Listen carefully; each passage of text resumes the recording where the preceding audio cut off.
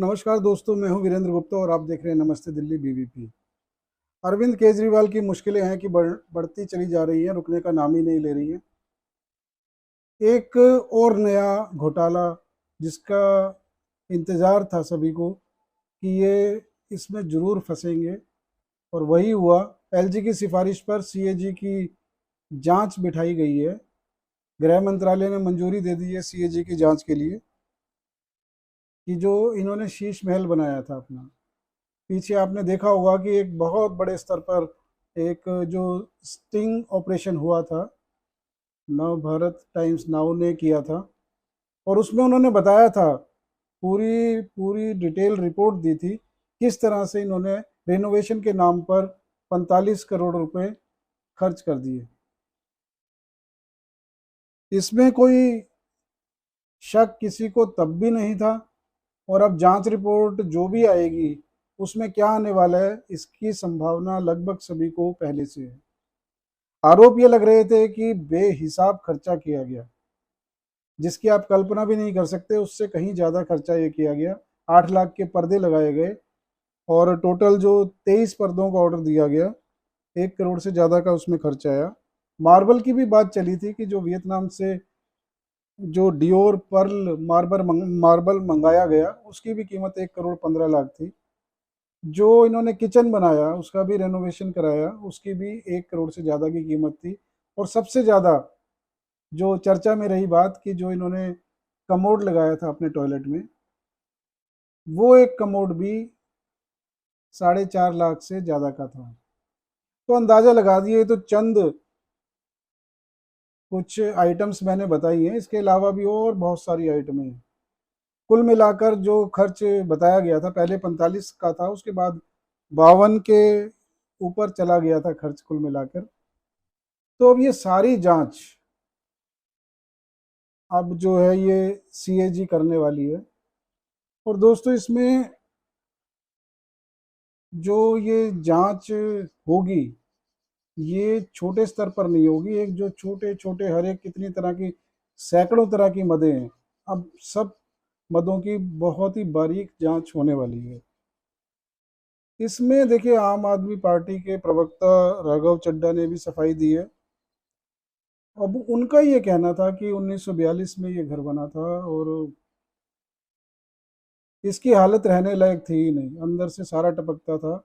पूरे घर में जो है पानी गिरता रहता था, अंदर से लेके बेडरूम तक पूरा पानी टपकता था। पीडब्ल्यूडी ने इसकी जो ऑडिट किया था, उसमें उन्होंने रिपोर्ट दी थी कि इस पूरे घर को मरम्मत की ज़रूरत है। फिर इन्होंने कहा था कि देखिए, कोई हमारे मुख्यमंत्री कोई अपने पर्सनल यूज़ के लिए तो कर नहीं रहे, ये तो पब्लिक के मुख्यमंत्री हैं और उनको अधिकार है इस तरह के आलीशान घर में रहने का।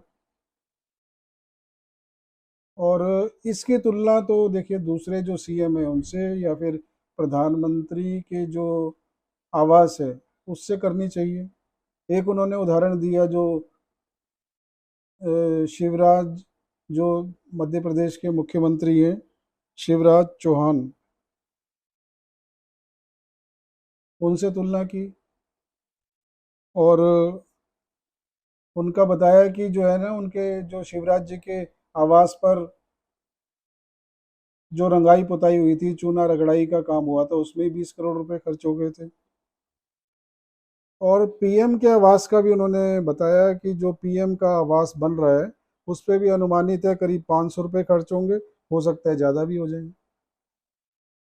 अब ये तो देखिए उन्होंने अपने अनुमान बताए और लगाया इसमें कि ये देखिए, खर्च ये कोई ज़्यादा नहीं है जो भी आरोप लग रहे हैं। हालांकि इन आरोपों पर ना तो कभी मुख्यमंत्री जी ने कोई सफाई दी, ना कोई आम आदमी पार्टी के प्रवक्ता ने कोई सफाई दी है। लेकिन इतना जरूर है कि इतना जैसे जैसे समय निकलता जा रहा है, ये सामने आ रहा है कि आम आदमी पार्टी की और विशेषकर अरविंद केजरीवाल जी ने भ्रष्टाचार के पूरे पहाड़ खड़े कर लिए हैं। और भ्रष्टाचार इनके अकेले का नहीं है, पूरे मंत्रिमंडल को इसमें लगा दिया गया है।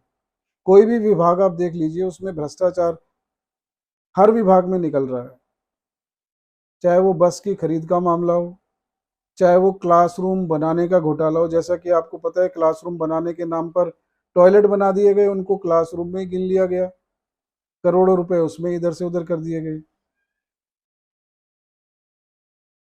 और इसके देखिए जवाबदेही के नाम पर नील बटे सन्नाटा, किसी को देना ही नहीं है जवाब।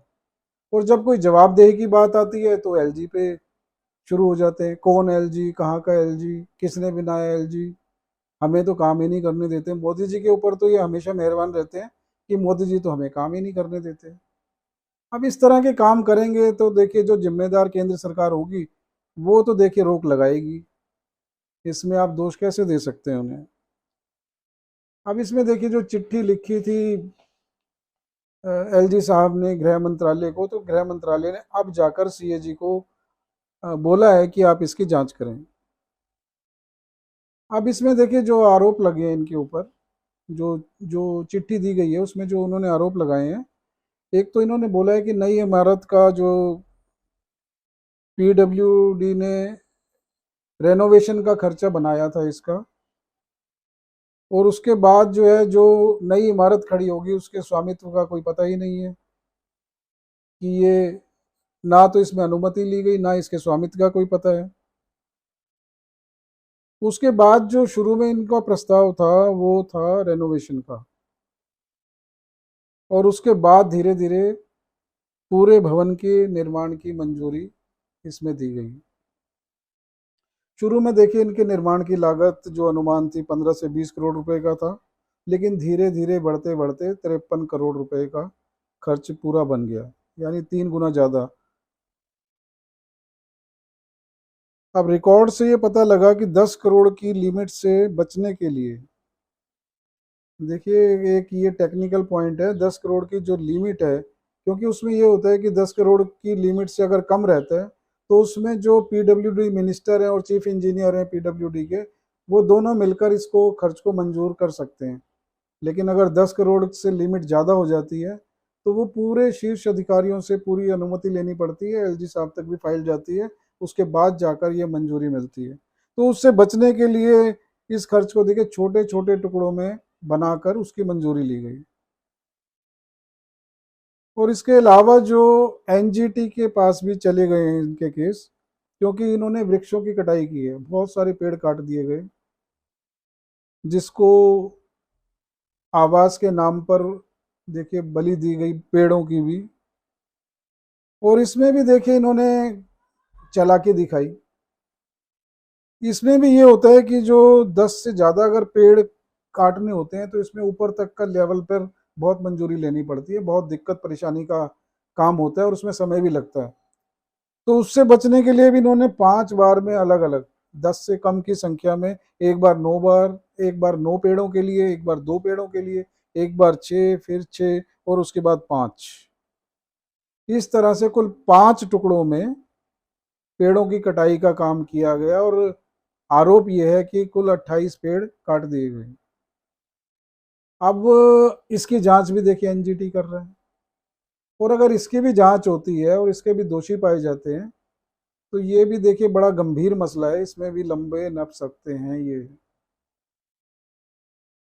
और देखिए खाली ये भ्रष्टाचार का मामला नहीं है, ये तो नैतिकता का भी मामला है। और ये नैतिकता के आधार पर खड़ी हुई पार्टी है जिसने अपने जन्म के समय ही बोला था कि हम तो राजनीति से भ्रष्टाचार का खात्मा करने आए हैं, ये जो भ्रष्टाचार का कीचड़ है इसको हम राजनीति से निकालेंगे, और इसके लिए खुद हमें चाहे राजनीति में आना पड़े हम आ जाएंगे, लेकिन इस भ्रष्टाचार का खात्मा करेंगे।